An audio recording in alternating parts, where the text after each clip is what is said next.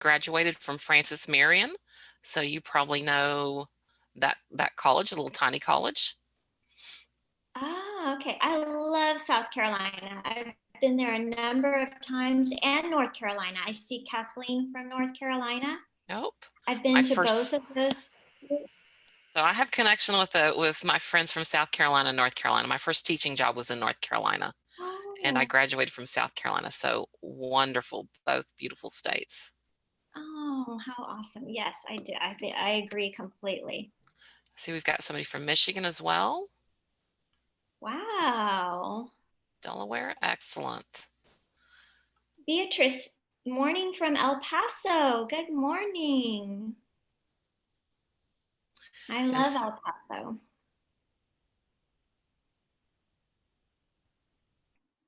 Yes, and we're posting. Go across the United States. We'll use our y'alls.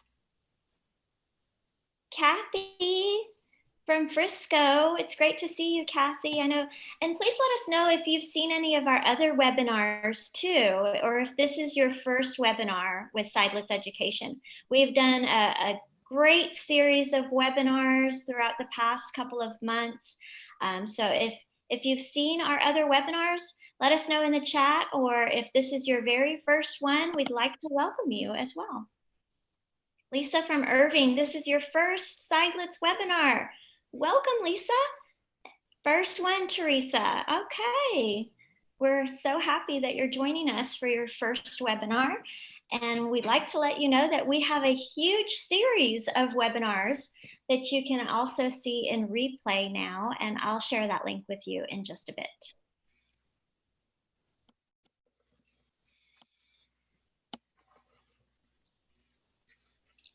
And we are going to get started in just a moment. It looks like it is 11 o'clock. Mary, are you ready? As ready as I'm going to be. You're good to go.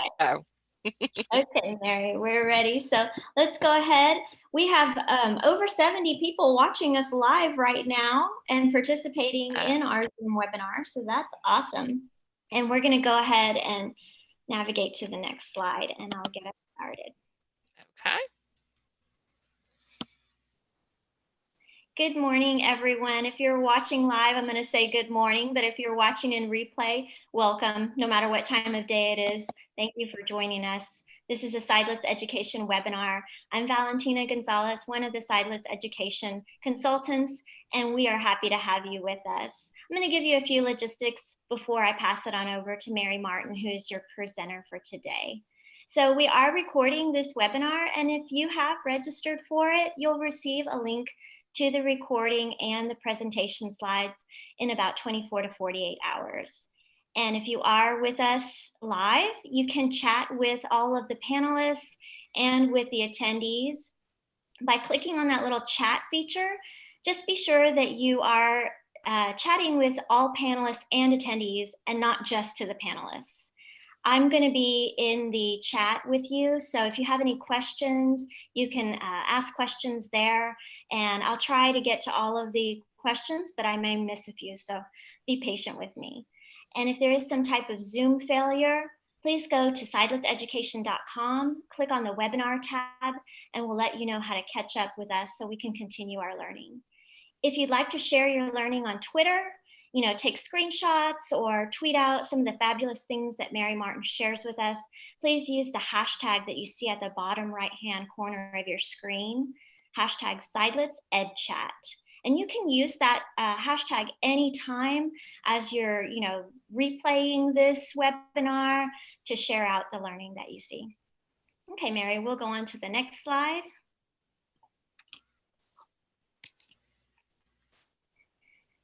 I would like to share with you our wonderful presenter for today, Mary Martin, tell you a little bit about her before she starts.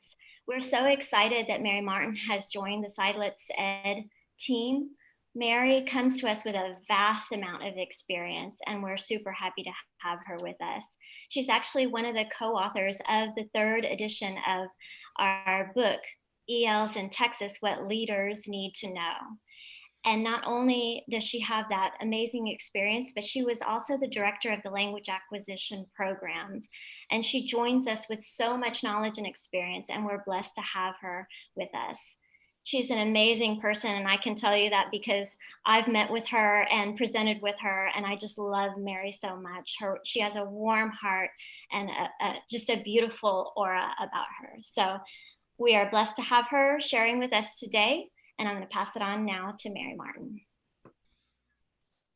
Oh my gosh, that's a lot. I feel girl crushed. Valentina is such a joy to be around as well, and so she brings out the best in everyone.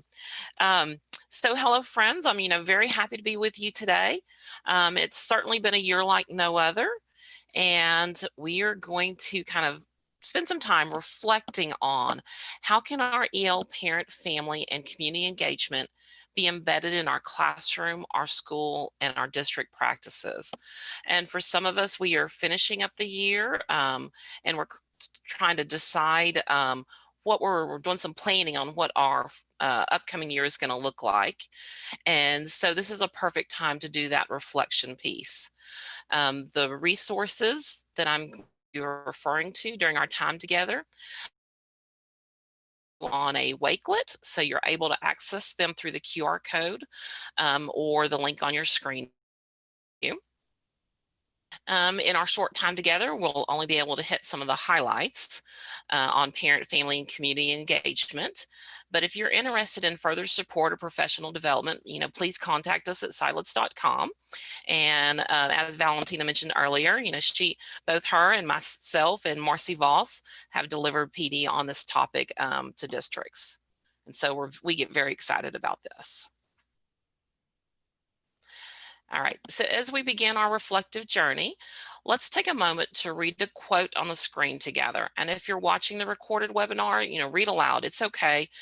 You can talk to yourself and nobody will mind at all. So are we ready? Let's go ahead and read that quote. It is not family circumstances that determine engagement, but our response to those circumstances that make. The power is in the words highlighted in orange. Educators, this is what we can control. The quote comes from Stephen Constantino, and you can see his text in the corner, engage every family, 5 simple principles. So we'll touch on some of his principles, but we're going to look at them through the filters of English learners, their parents, and their families.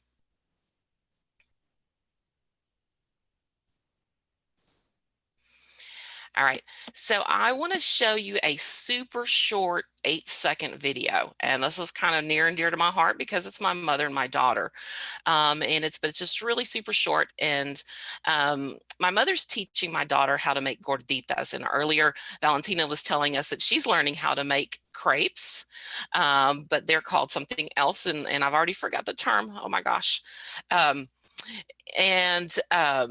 So my mother's teaching my daughter how to make gorditas, which is, for my family, it's a thick corn tortilla, and they've got beans and meat and salsa and cheese on them. And my kids love gorditas, and they especially love fresh gorditas when they're made by their grandmother. So the sound is going to be off, but that doesn't matter. It's not the words that are important. And I would just want us to just quickly watch what happens. Like I said, 8 seconds. And you can see there's my mom and my daughter. Okay, I'm going to show it just one more time because it's so short. And did you catch the response? So what's my daughter's response to learning how to make the gorditas? What's my mother's response to teaching her? And don't worry, the audio, there was no audio, so don't worry about that. It's just about the visual. So feel free to type in the chat, or if you're watching the recording, answer out loud. You've been quarantined. It's okay to act a little eccentric.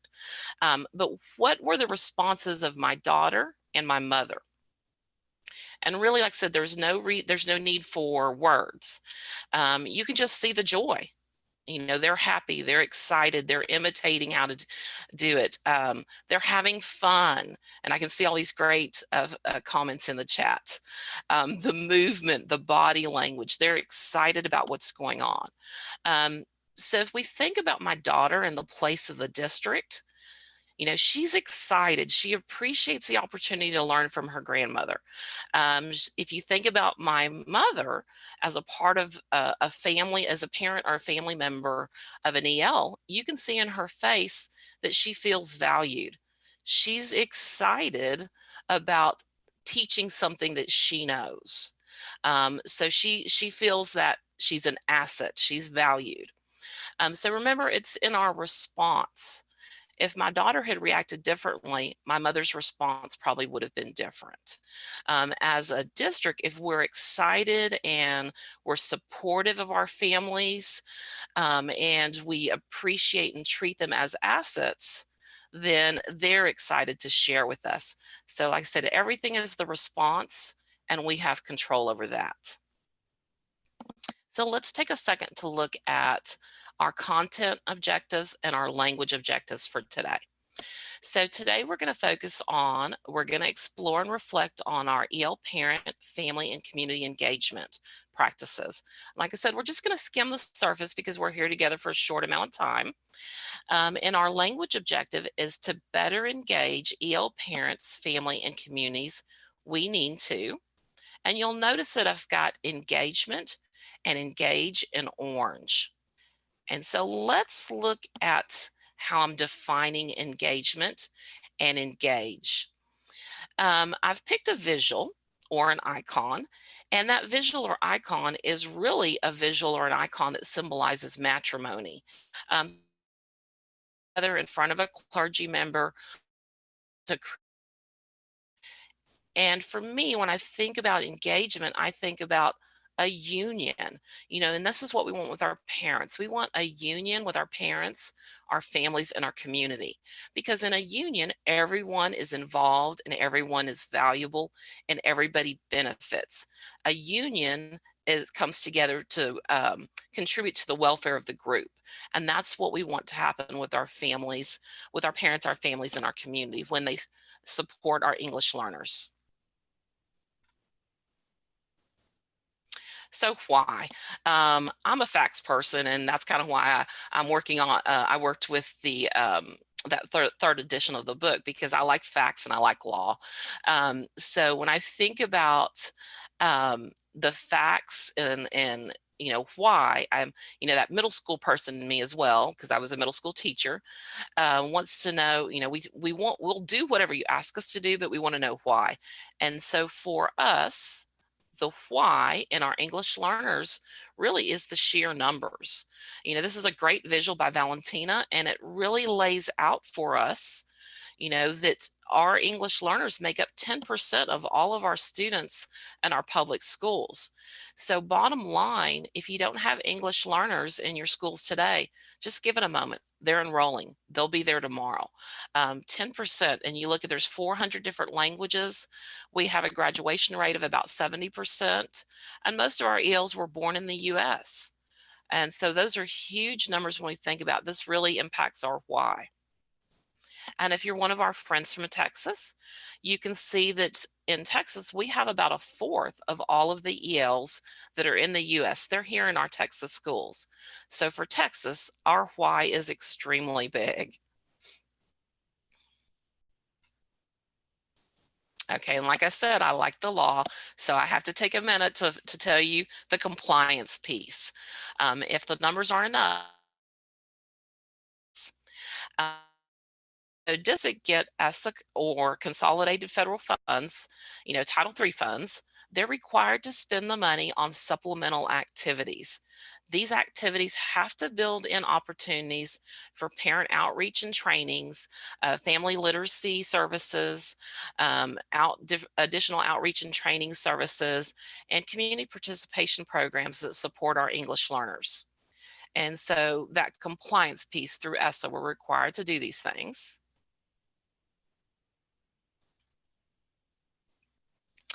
And if you think about the ESSA Consolidated Federal Grant, we have to remember that those activities have to be supplemental. So if you're funding activities that serve parent, families, or involve the community with other funds, and some of us use Title I funds, then we have, when we're using our Title III grant funds, our activities have to be different. We can't use our Title III monies to take the place of other funds. So if we've used, like I said, our local funds or our Title I funds to support our families and our parents and our community and build that engagement piece, then for our English learners, we have to go above and beyond. We have to supplement, and our activities have to be different.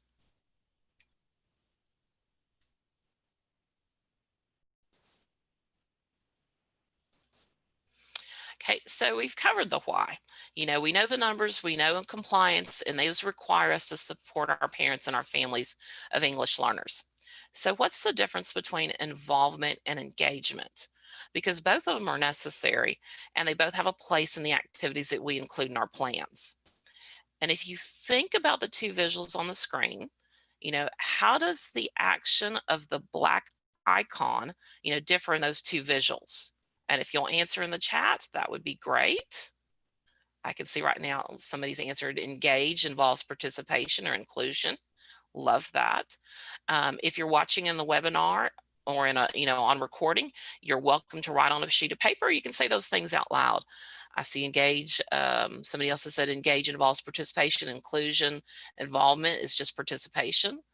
Excellent. A lot of great ideas. We can see the difference in participation.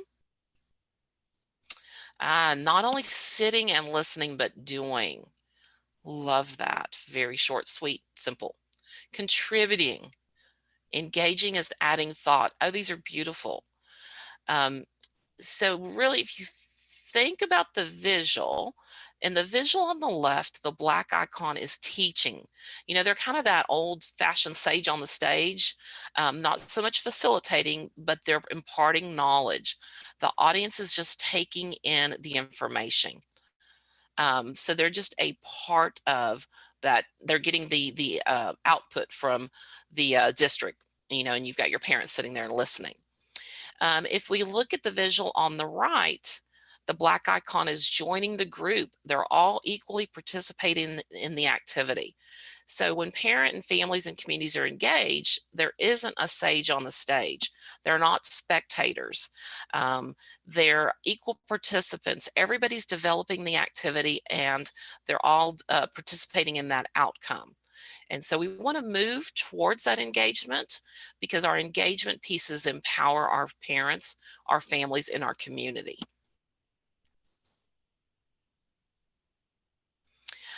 And Stephen Constantino sums up what we want engagement to look like for our parents, our families, and our communities with his tweet. A partnership is not one entity directing the other.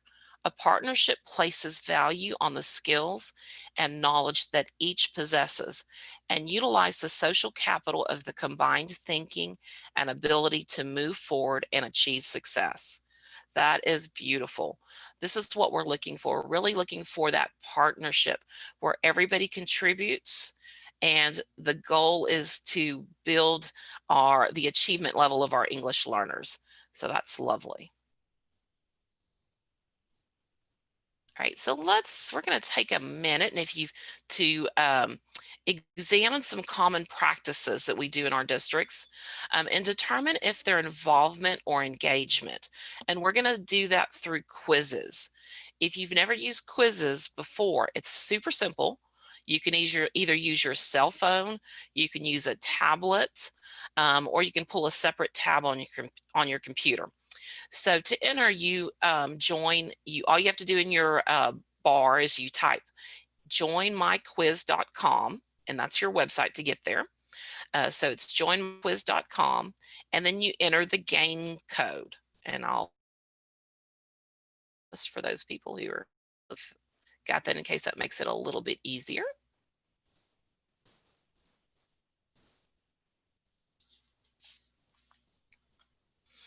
All right, so all you're going to type in is join my quiz, and then that game code, and that game code is 4790402. And if you're watching this as a recording, that quiz will stay open. You're able to access that at any time. And so I'm giving everybody just a minute to get in there. And as they're getting in there, what I want to do is show us our answers. And remember that code is 479.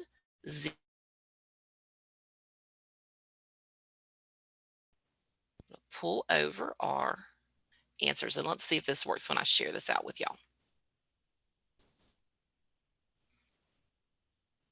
And Miss Valentina, you're probably gonna have to let me know. Is everybody able to see that? Thumbs up, love it. Okay, right now.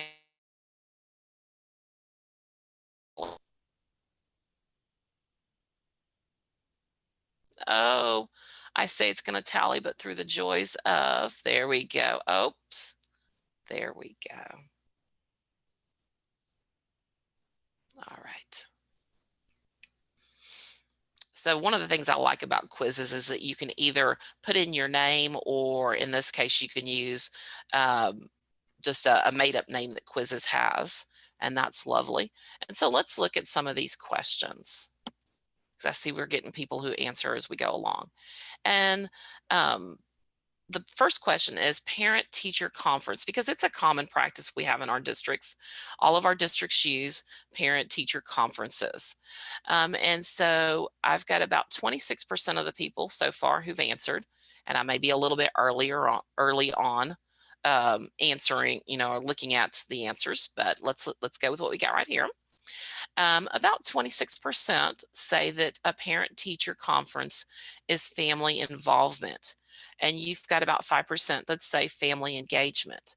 So it really depends on how we set up that parent-teacher conference. If we do the old-fashioned kind of parent-teacher conference as a sit and get, where the teacher sits there and tells the parents everything that they need to know, or that the teacher believes they need to know, then that is really involvement. But if we work in some maybe pre-activities where parents let teachers know what they would like to know, and so kind of work together to develop the format for that parent-teacher conference, then that activity is more engagement. What we want to do is build our activity so that our parents are empowered, and they have the ability to kind of provide our districts what it is they want to know. So let's look at that the next one really quick.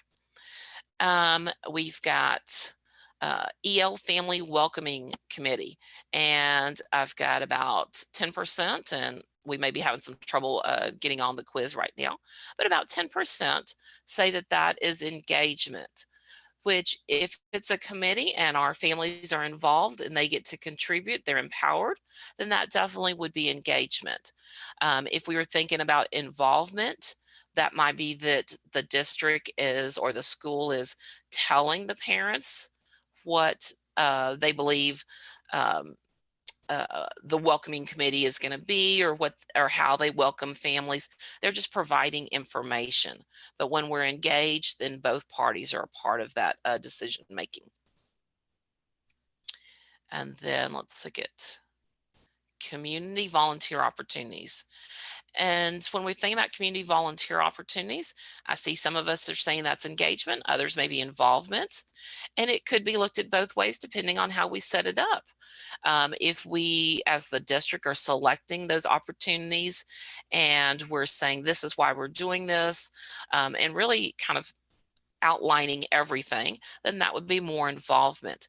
If we're allowing our parents to come together and we're working as a committee to make that decision about which types of volunteer opportunities we should have, then that can be more of a community engagement. And I'm going to refresh one more time because I know I've had some added answers. And let's go down and look at the last two questions were really polls to kind of get a feel for what's happening right now. And if we think about, typically in our typical school year, and this has been anything but a typical school year, what do you really believe that you do more of at your district? Do you have more involvement or more engagement opportunities?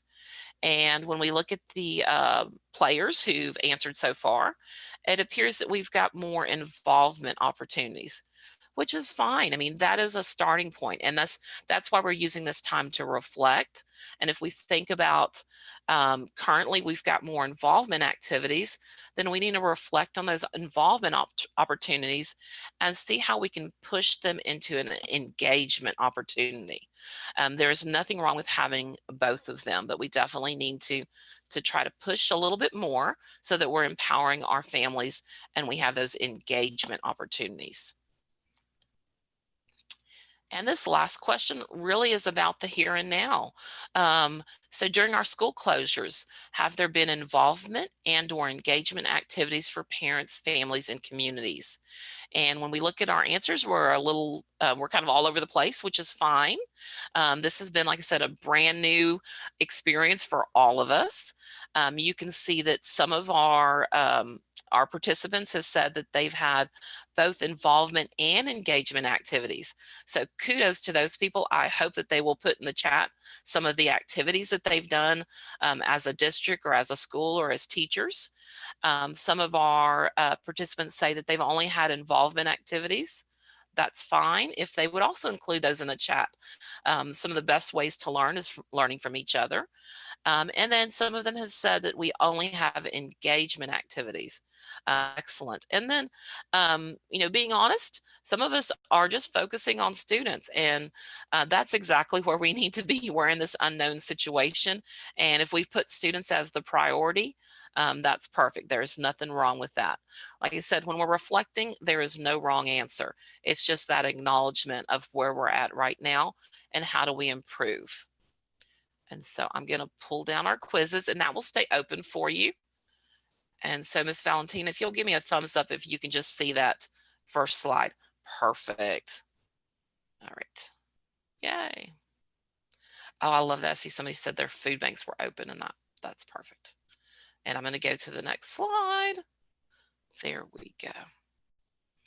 All right. So in the chat, and some of you have already put some things in the chat, and those are just some great ideas.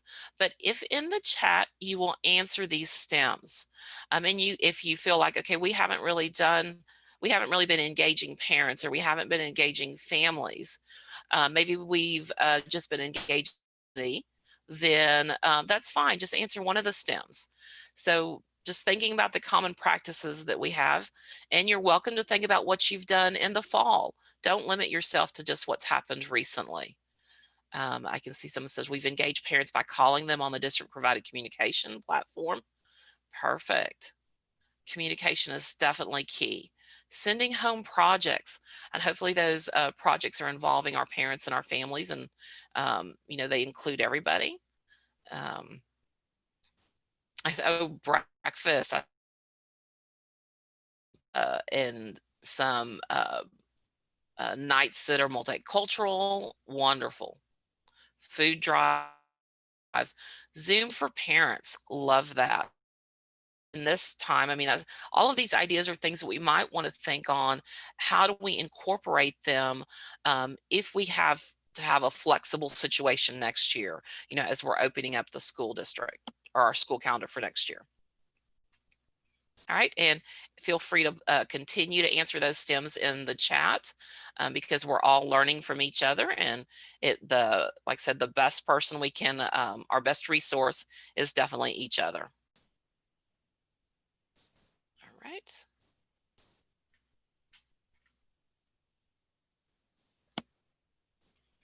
And so earlier on, I said we were going to look at Stephen Constantino's 5 principles, but we're going to look at them with that EL lens. And how do we support our parents, our families of English learners? And so let's look at his first one. His first principle says, a culture that engages families of ELs. So when we're reflecting on the opportunities we've already had in this school year, have they been built on that culture that engages families?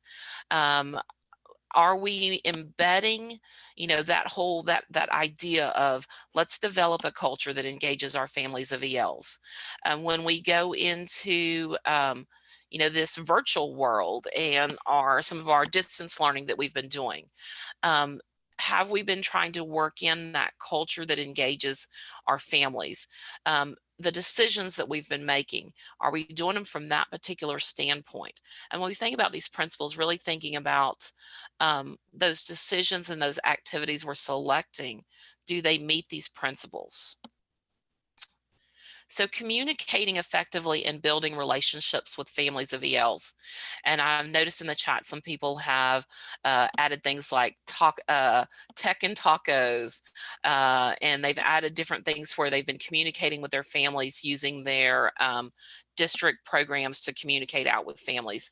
But if we think about how important it was to begin the year with an effective means of communicating with our families and with that established relationship with our families. We really, in the spring, kind of skated on those relationships that we had built in the fall.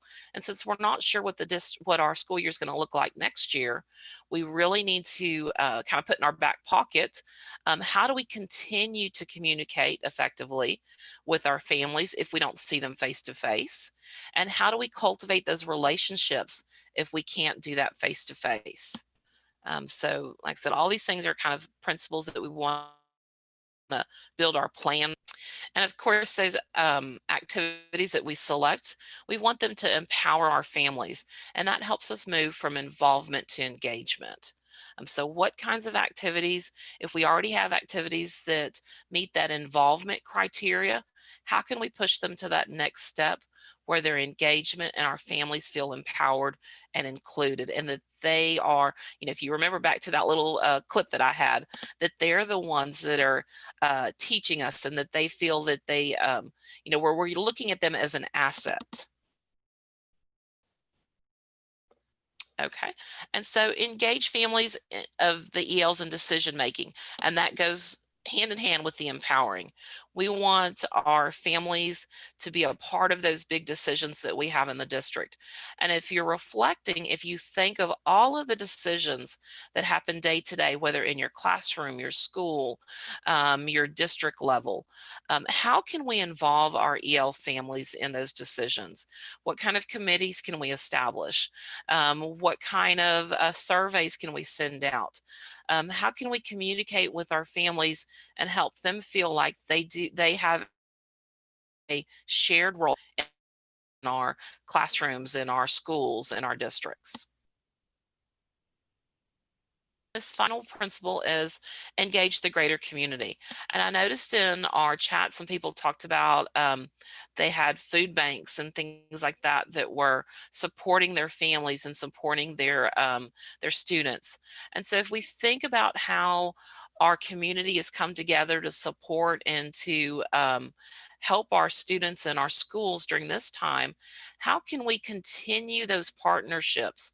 How can we build on the partnerships that have been established during this time of crisis and strengthen those partnerships so that they continue even when we have a face-to-face or our typical school day that's face-to-face and everybody's there in school? So just take a minute to really kind of just reflect on the principles and how we can include those in our planning for next year. All right. And our 30 minutes go by really quick, our little short webinar. So we're almost to the end, and I'm wrapping back up with our content objective.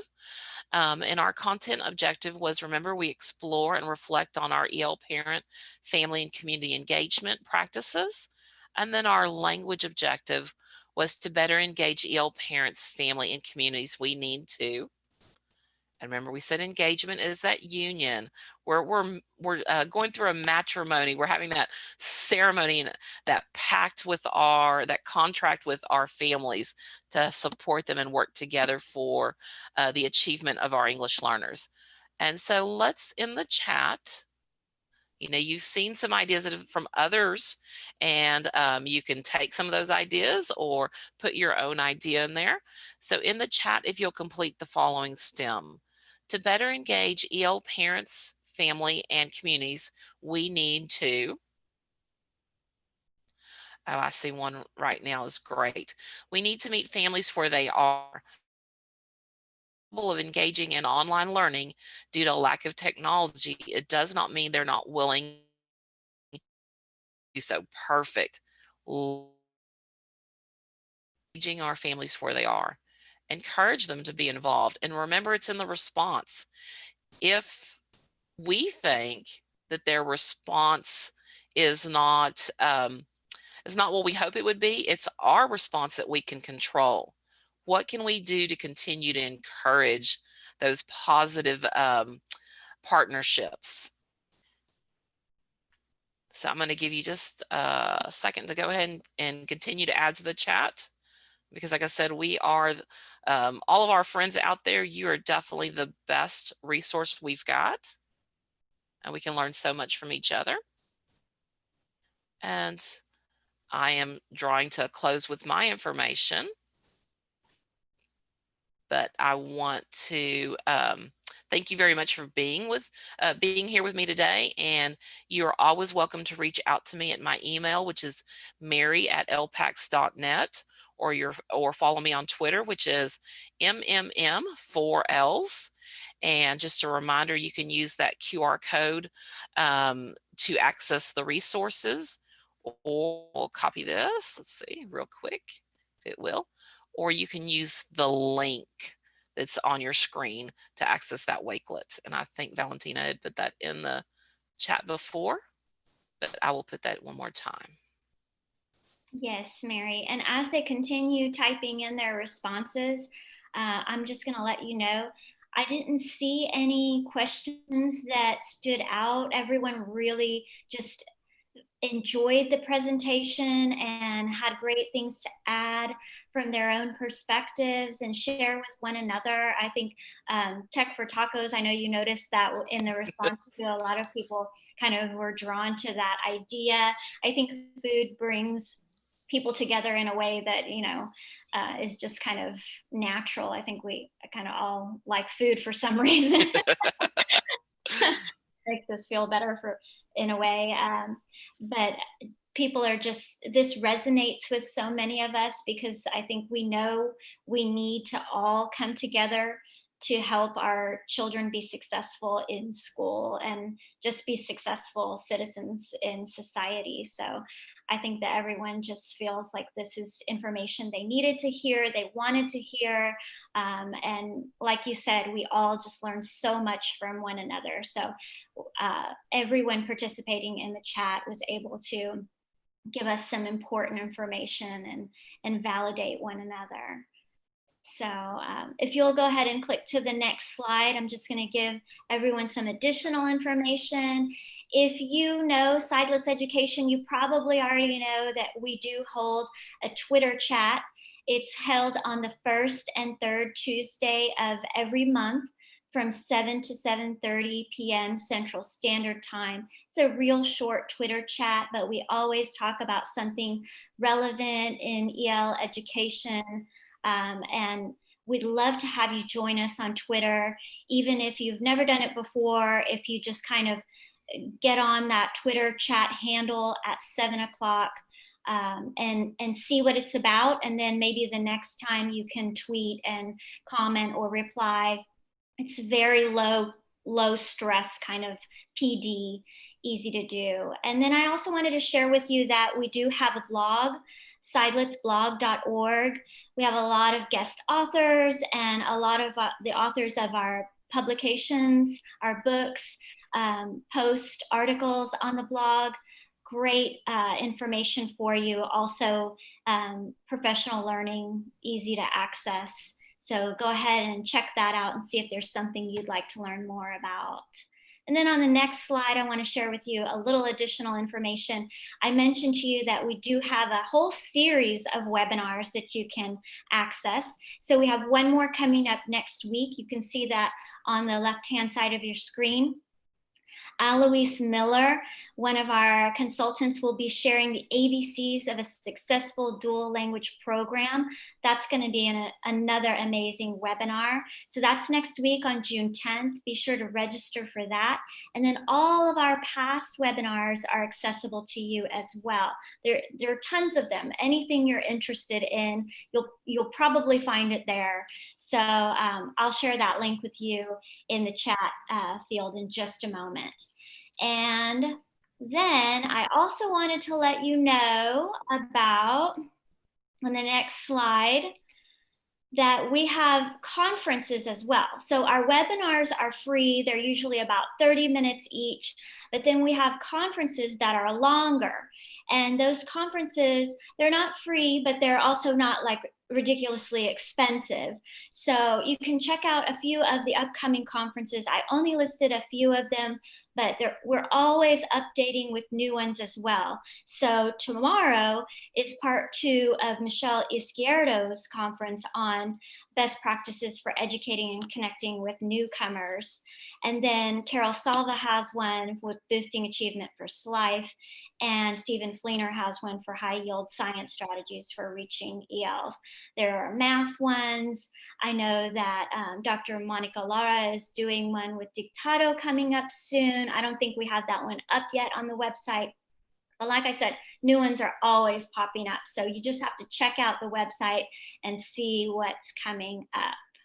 And finally, last but not least at all, we want to thank you for joining us. And we want to let you know you can always connect with us. We have so many ways for you to connect with us, whether it's on our website, we have a Facebook page, we have our blog, we have Twitter. Join us, connect, collaborate. We appreciate you and thank you. And thank you so much, Mary, for sharing your wealth of knowledge. We are blessed. Thank you. Thank you. Bye, everyone. Have a great day. Goodbye.